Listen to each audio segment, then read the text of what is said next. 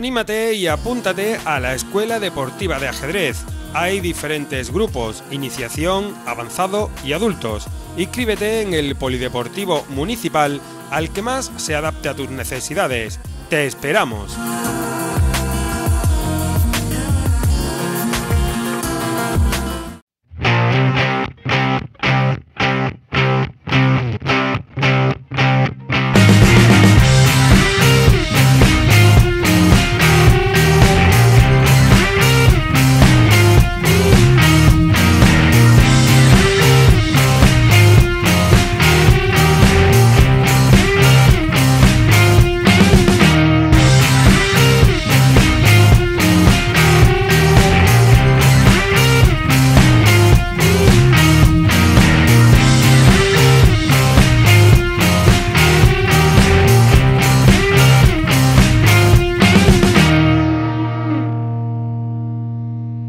Bienvenidos a nuestro programa Aprendiendo a Pensar, el número 101. Después del centenar de programas que hemos dejado atrás, empezamos con esta nueva etapa, aunque consecutiva con los programas anteriores, con este programa número 101.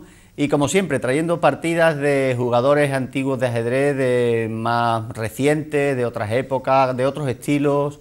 Veremos partidas del campeón mundial actual, pero en este programa 101 nos remontamos otra vez años atrás. Y vamos a ver una partida de un jugador que nació en 1867. No es una época exacta, es decir, no es un año exacto, las biografías no se ponen de acuerdo, pero sí el año de su muerte, que fue 1954. Así que fue un jugador longevo y que marcó una época. Tuvo un estilo de ajedrez brillante, como casi todos los jugadores de aquella época, un ajedrez de ataque. Estamos hablando de Jack Mieses. No llegó a un nivel que podríamos decir que fue el mejor jugador de su época, pero sí que obtuvo victorias individuales contra los mejores jugadores de su época, como aquella famosa de 1903 contra Frank Marshall. Vamos a ver hoy una partida que jugó en una simultánea, es decir, jugando contra 30 rivales a la vez, y aún así creó una magnífica obra de arte, muy pequeña, una partida muy cortita, de tan solo 13 jugadas. Creo que es la partida más corta que hemos visto en todos estos programas de Aprendiendo a Pensar. Así que vamos a ver una partida entre un maestro contra un aficionado y que duró pues muy poco, pero el contenido es muy importante a pesar de ser una partida tan corta. Así que espero que no os vayáis, que os quedéis con nosotros y disfrutéis de esta partida de Jack Mieses.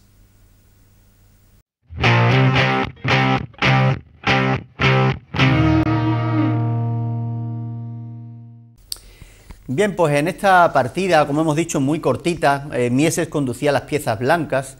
Como en todas las simultáneas, cuando un jugador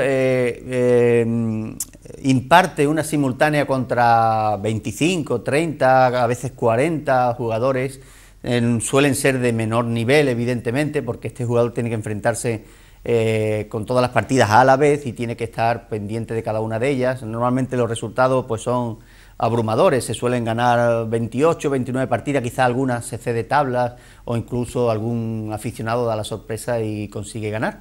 Este no fue el caso, es decir, Mieses, que conducía las piezas blancas, ganó en tan solo 13 jugadas a este aficionado. ¿Y por qué ponemos esta partida si es tan cortita y además hay un desnivel tan grande entre un jugador maestro y un jugador aficionado? Pues la ponemos por varios motivos. Uno de ellos es porque aprendemos con esta partida a cómo castigar los errores de apertura del rival. Es algo muy frecuente entre aficionados que no hagan un buen desarrollo de piezas, sino que empiecen de cualquier manera o incluso muevan la misma pieza varias veces, y eso les castiga después a la hora de que su rey queda expuesto en el centro. Así que hacer eso contra un maestro es una locura, y vamos a ver de qué manera tan brillante pues Jack Mieses consiguió ganar esta partida a este aficionado de manera tan ilustrativa. Y también la queremos mostrar por el remate final. El remate final que da Jack Mieses, que pudo conformarse con una maniobra más sencilla y dar mate a su rival de una forma más tranquila, pues buscó la manera más brillante, la más bonita, la más estética, y vais a ver cómo finalmente son los dos caballos de Jack Mieses los protagonistas en esta partida, para dar jaque mate al rey negro. Así que vamos allá sin más dilación a ver esta cortita pero intensa partida en la que Mieses empieza con E4. Normalmente en las simultáneas de ajedrez, cuando se juega con varios jugadores a la vez, pues no se hace siempre la misma apertura en cada tablero, porque los tableros de al lado pues pueden seguir caminos muy parecidos, así que un jugador suele empezar con E4, en la siguiente partida con D4, en la siguiente con C4, incluso caballo F3, va alternando y así pues bueno, cada jugador aficionado pues tiene que estar atento a su tablero y olvidarse un poquito de la apertura de los demás, porque no se asemeja en nada a la que él estaba jugando. En este caso, Jack Mieses, que como repetimos estaba jugando contra 30 jugadores a la vez, en este caso su rival jugó E5. ¿Qué apertura elige Jack Mieses? Estamos hablando de otra época, ¿verdad? Así que en aquel momento, hace casi, bueno, ya más de un siglo, se jugó caballo C3. Esta apertura es la apertura denominada vienesa. No es la que más se suele emplear, no es la más incisiva, la que nos aporta más iniciativa o más ventaja de salida. Aprovechando que tenemos las blancas, siempre tenemos el movimiento inicial, siempre queremos tomar la iniciativa. No es esta la jugada que más iniciativa produzca, pero bueno, era popular en aquella época y como decimos, la teoría de apertura no estaba tan avanzada después de 100 años que han pasado de aquella partida, pues ha progresado mucho la teoría, ¿no? De todas formas, caballo C3 es una jugada natural, desarrolla una pieza y su rival jugó caballo F6, que también podemos decir que es una jugada lógica, desarrolla un caballo para poder enrocar pronto, supuestamente, y es lo que debería de hacer un aficionado, sobre todo cuando se enfrenta a un jugador de más nivel. En este caso, Jack Mieses continúa con su desarrollo de piezas y saca alfil C4. Ya vemos que tiene dos piezas fuera, el alfil está apuntando a un sitio que suele ser de los más débiles en el ajedrez, el punto F7, porque simplemente está defendido con el rey. Si os fijáis y pues cogemos por ejemplo otro punto como el de D7, aquí estaría defendido con alfil, estaría defendido con caballo, con dama, incluso con rey, con este otro caballo que ha salido, así que este punto no es el más débil de las negras. Sin embargo, F7 sí, porque en un momento dado cualquier captura de este peón obliga a que el rey salga hacia afuera. Puede que ganando material, pero quedando muy expuesto al ataque posterior. Así que alfil C4, una jugada lógica e interesante por parte del maestro Mieses. Y aquí es donde el aficionado pues se le cruza un poquito los cables, ¿no? Es una decisión quizá valiente, ¿no? Cuando dicen que cuando uno tiene miedo puede hacer dos cosas, ¿no? Huir de esa situación, o a veces esa situación de pánico, de miedo, hace que la reacción humana te haga ir hacia adelante, es decir, correr hacia el peligro, enfrentarte a ese peligro que viene, quizá gritando o yendo hacia él para poder vencerlo, y creo que algo así es lo que le ocurrió a las negras, porque fijaros que tienen muchas jugadas por hacer, desarrollar el alfil, enrocar, sacar las otras piezas, intentar ocupar más centro, y no se le ocurre otra cosa más que idear una pequeña combinación en la que capturan caballo por E4, es decir, estás jugando contra un jugador muy fuerte y ese miedo, en lugar de atenazarte y jugar muy cohibido y ahí atrás, lo que hizo que este jugador reaccionara a la inversa. Se fue hacia el maestro totalmente atacando de una manera descarada, parece que va a perder un caballo, pero bueno, él tiene su plan, que es jugar, por ejemplo, D5, y ahora pues capturaría una de las dos piezas del maestro, con lo cual recupera el material. Pero bueno, no suele ser un buen consejo el atacar a un jugador de mucho más nivel, meterte en complicaciones de cálculo, en partidas en las que hay mucha complejidad, no suele ser un buen consejo de meterte en ese tipo de lucha contra un jugador de más nivel que tú. Así que esta decisión no es nada práctica, pero fue la que hizo el aficionado, y por eso hizo que la partida durara tan poco. ¿Cómo castiga el maestro este error de apertura del aficionado? Es algo muy instructivo y por eso hemos elegido esta partida tan cortita, pero porque nos ayuda a comprender qué hacer ante errores de la apertura. Errores de concepto, que en lugar de desarrollar las piezas, está moviendo dos veces la misma por intentar meter en una pequeña trampa a un maestro que desde luego ha visto ya la solución rápidamente. Así que lo que hace el maestro, en lugar de entrar en esta jugada que podría dar pie a que ahora las negras recuperen una de las dos piezas, lo que juega inmediatamente es dama H5. Y si os fijáis, esta dama ya está apuntando junto con el alfil al sitio que dijimos que era el más débil del enroque, el que simplemente está defendido con el rey. Así que dama y alfil, de hecho, están amenazando mate en una sola jugada. Con dama h5 sería mate. Así que, bueno, evidentemente el aficionado va a frenar este mate y lo hace de una forma que, bueno, que a la vez salva el caballo. Es decir, el caballo se va a D6, defiende el punto F7 y a la vez ataca al alfil que estaba en esa diagonal. El maestro había visto esta situación, simplemente perdió un peón y ahora ve cómo su ataque queda frenado y ya está, ni mucho menos. Jack Mieses asumió la pérdida de ese peón, pero fijaros cómo el caballo negro se ha movido ya 3 veces, y no es sabio el mover solamente una pieza y dejar todas las demás y la retaguardia para que al final pues no puedan activarse, ¿no? Y jugar una partida de ajedrez tienen que estar todas las piezas activas, ¿no? O la gran mayoría, no jugar solamente con una. Así que aparentemente las negras van ganando un peón, están atacando a un alfil, pero Jack Mieses ya tiene 3 piezas desarrolladas apuntando peligrosamente al enroque. ¿Qué jugó Mieses? Evidentemente tiene que salvar el alfil, porque el alfil es una de las piezas principales que están atacando al enroque, así que juega alfil B3. Fijaros que no lo aleja a otra diagonal donde no haga nada, sino que permanece en la diagonal donde es más potente. Y la situación del caballo en D6, si os fijáis, después de haberlo movido 3 veces, no ha mejorado en nada como que si lo hubiera movido solo una vez, porque está mucho mejor en F6 que en D6. En D6, si os fijáis, interrumpe la salida del alfil. En D6 interrumpe el movimiento de este peón que ayudaría a desarrollar el otro alfil. Así que está estorbando en mitad del tablero por tan solo haber ganado un peón. No merece la pena, desde luego, es materialismo por parte del aficionado y es lo que distinguía, ¿no?, la diferencia de nivel de uno y otro. Así que ahora el maestro podía decidir directamente, por ejemplo, aquí, ¿qué podría haber decidido el maestro en lugar de huir? Podría haber recuperado el peón con jaque y luego huir con el alfil. Pero pongámonos en la situación del maestro.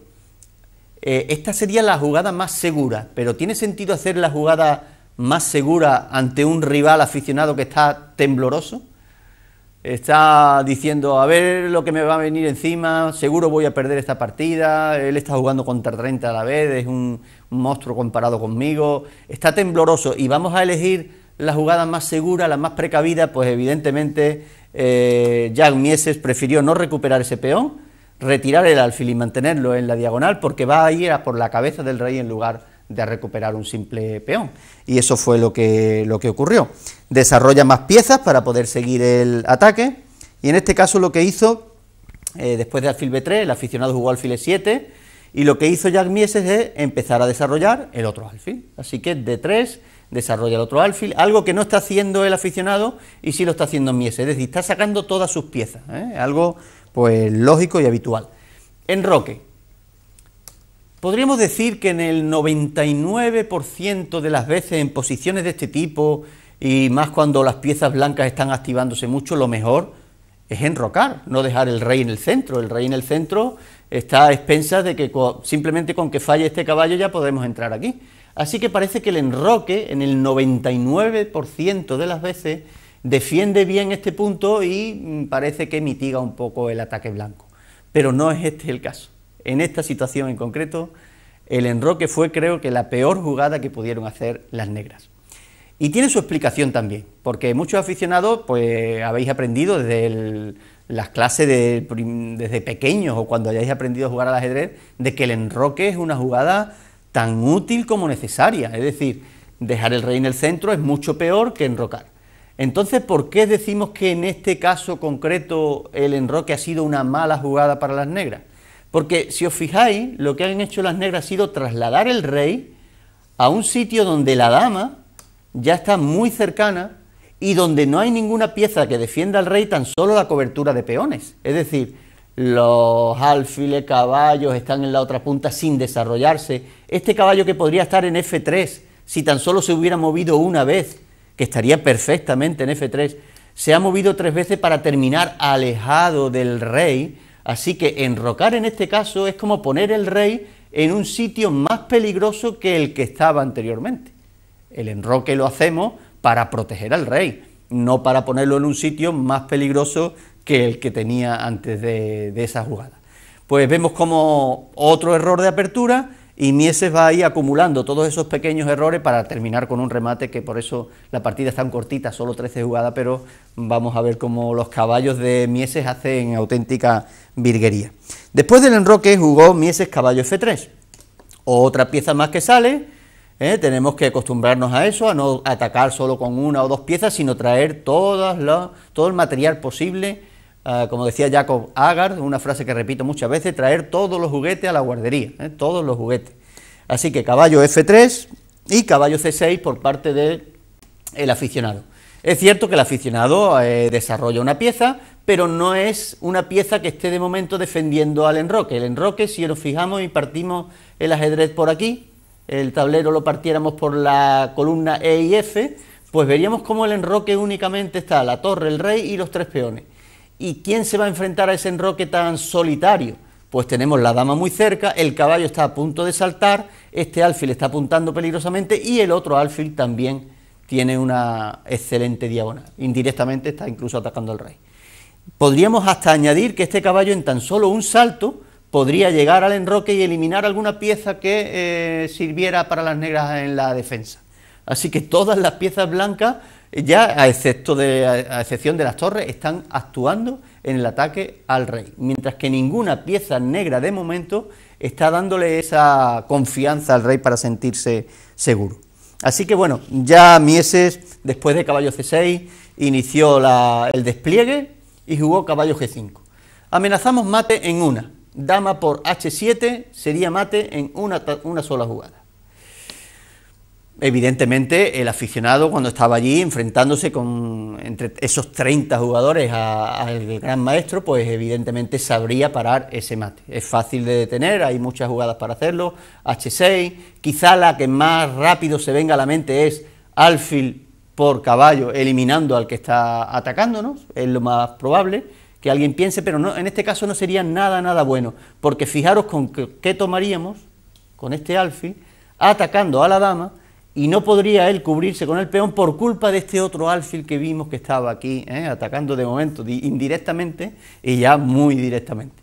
Así que después de alfil G5 obligaríamos a dama E8, una posición muy extraña para la dama, o incluso caballo E7 para cubrirse, pero con esta clavada, una pieza que está clavada, fijaros la que vendría ahora, caballo D5, y este caballo al estar clavado no puede moverse porque la dama está detrás, pues estaría perdido prácticamente, ¿no? Porque estamos atacándolo con caballo y con alfil, y la entrada aquí sería brutal.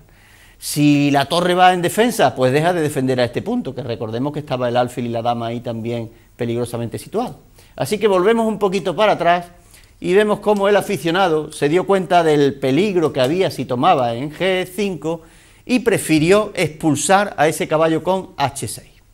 H6 para el mate y parece que expulsa al caballo. Y ahora viene una jugada que para todos los que nos seguís y no tenéis mucho nivel de ajedrez, pero os gusta este programa porque poquito a poco vais pillando alguna pincelada para jugar mejor, pues os comento un recurso que usan mucho los grandes maestros contra los aficionados, porque ellos jamás esperan esa jugada y los maestros están muy habituados a hacerla. ¿Cuál sería?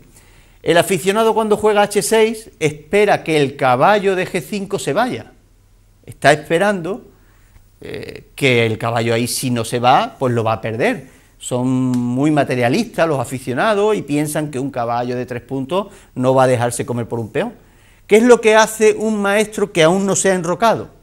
Pues decide usar esta torre, que de momento tendría muchas dificultades para poder salir y enfrentarse al ataque, y lo usa mediante avanzar el peón a H4. Si ahora las negras capturan ese caballo, fijaros lo que ocurriría. Tomaríamos con este peón y la dama y la torre ya darían mate inevitablemente en H7 o en H8.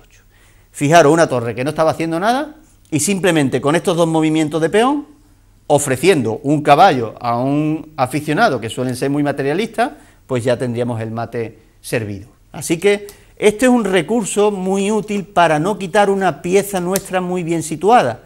Recordamos, para que vayáis aprendiendo, aunque os animamos siempre, no me cansaré de decirlo, que en Almonte tenemos las clases de ajedrez en la Casa de la Cultura, mediante la Escuela Deportiva de Ajedrez del Ayuntamiento de Almonte y también mediante el club, pues podéis arrimaros, acercaros al ajedrez y profundizar más en estas cosas que explico aquí, nada más que con pinceladas. Un peón ataca a un caballo, no queremos retirarlo porque nos vamos a quedar sin ataque, queremos mantenerlo ahí, aunque él no nos lo coma, pero queremos mantenerlo ahí, que ahí está actuando bastante bien, con el alfil, el caballo, todo tocando ahí, pues mantenemos el caballo con H4, un recurso si no habéis enrocado. Evidentemente, si habéis enrocado, la torre ya no está ahí, no tendría sentido esta jugada, porque cuando nos coman el caballo no podríamos sumar ninguna torre. Así que muy lentamente, lo repito para que lo tengáis claro, si no hemos enrocado, H4 es un recurso para mantener el caballo ahí. Y suele ser una sorpresa siempre para los aficionados, que no se esperan que el caballo lo vayamos a sacrificar de esa manera. ¿Qué hizo el aficionado en este momento cuando vio el H4, esa sorpresa típica? No comió porque ve el peligro y jugó caballo E8. Fijaros el caballo, ¿sabéis dónde pretende ir, no? Después de tanta jugada, pretende ir a F6. Pero es que en F6 podía haber estado desde la jugada 1.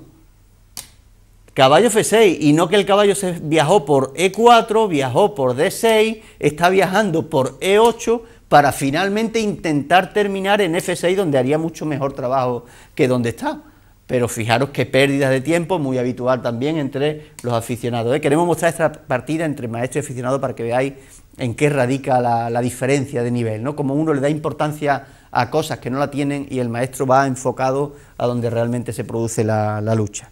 Así que después de caballo E8 ya Mieses trae todo lo que le faltaba por traer, que es el caballo a D5, y tiene los dos caballos muy cerca para hacer un remate espectacular, la dama, el alfil indirectamente sigue ahí apuntando al rey, y este alfil preparado por si en algún momento tiene que incluso sacrificarse en H6. Ya no importa perder algunas piezas, porque él está jugando con un montón de piezas menos.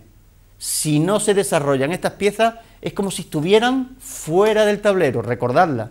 Así que no importa que tengamos muchas piezas y que aparentemente vayamos ganando, si no están siendo usadas y las del rival sí, realmente vamos perdiendo, ¿eh? Es otro concepto que deben de asimilar los aficionados. Pues después de caballo D5, por fin el caballo negro llega a la casilla que pretendía, que podía haber estado allí desde mucho tiempo atrás, y ahora es cuando viene la jugada más bonita de la partida, porque Mieses podía haber rematado de muchas maneras, tiene muchas piezas ya bien situadas. Por ejemplo, una muy sencilla sería tomar caballo por caballo, alfil por caballo y caballo por peón, o alfil por peón jaque, porque tenemos dama, tenemos caballo. Sería una forma de ganarle a un aficionado, pues, un poco simple, no muy vistosa, ¿verdad? Pero ¿qué es lo que hace Mieses?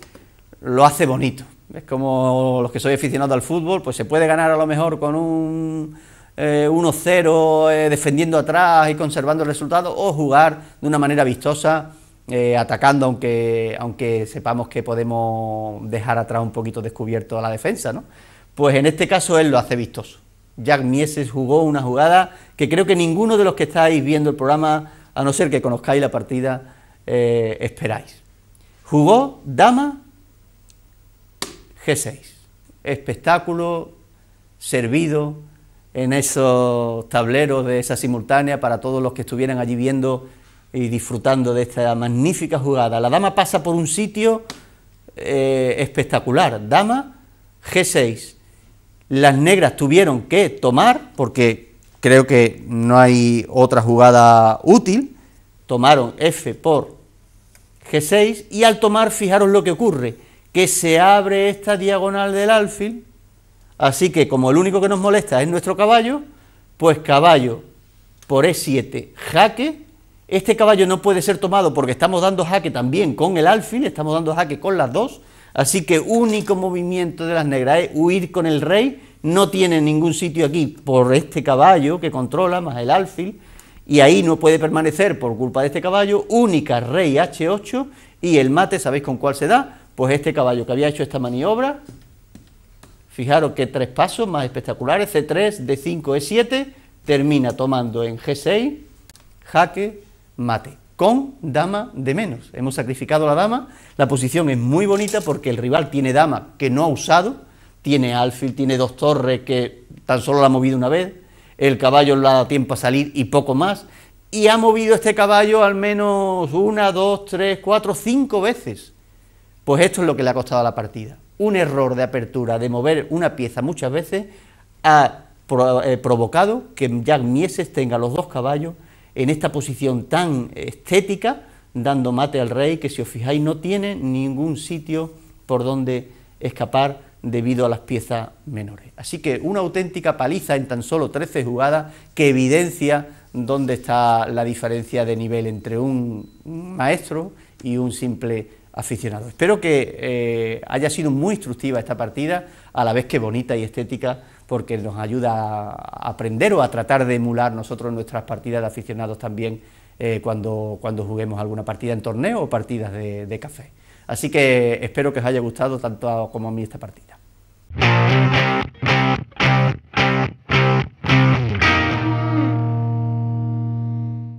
Bien, pues esta era la partida número 101 de Aprendiendo a Pensar, esta partida espectacular de Jack Mieses. No lo hemos dicho al principio, pero él nació en Alemania y tuvo que huir a Inglaterra por la persecución nazi.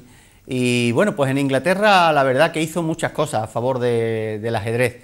De hecho, él fue el que preparó, por así decirlo, puso los cimientos del mejor torneo de la historia que hubo después, que se jugó en España, que fue el torneo de San Sebastián, donde el gran genial José Raúl Capablanca, pues que nadie lo esperaba, que era simplemente un muchacho, pues ganó ese espectacular torneo ante los mejores del mundo. Así que Jack Mieses no solamente fue un gran jugador, sino que contribuyó en esa aportación a la hora de organizador de este torneo de San Sebastián, que fue el más fuerte del mundo. Mañana veremos otra partida de Jack Mieses, espero que estéis también aquí con nosotros, porque en esta ocasión no jugó contra 30 a la vez, jugó contra un rival también del mismo nivel que él, pero aún así consiguió una gran victoria. Así que no os perdáis la partida de mañana, de nuevo de Jack Mieses.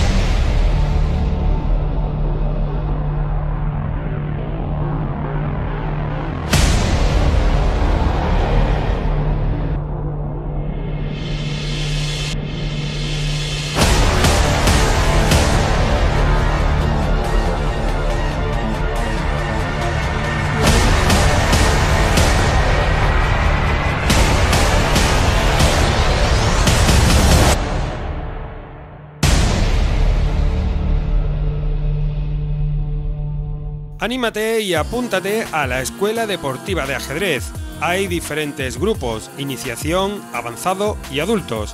Inscríbete en el Polideportivo Municipal al que más se adapte a tus necesidades. ¡Te esperamos!